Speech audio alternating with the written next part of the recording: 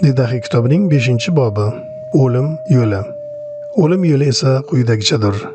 Avvalambor u yolg'on va la'natga to'la. Bu yo'lda nimalar bor?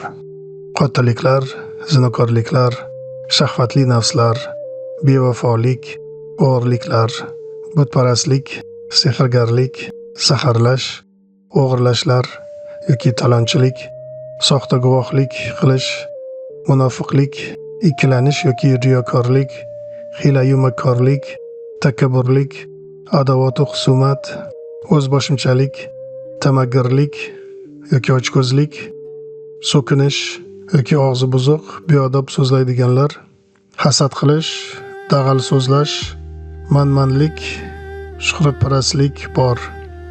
Bu yo'lda kimlar bor yoki kimlar yuradi?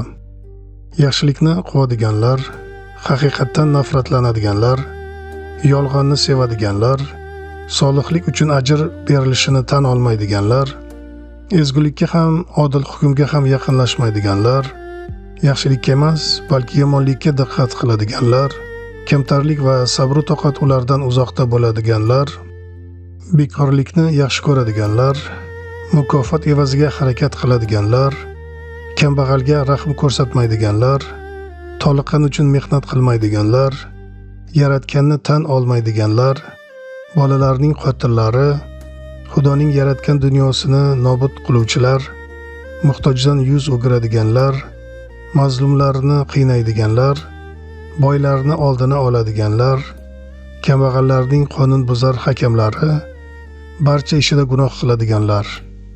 Bolalarim, bularning barchasidan uzoqlashing.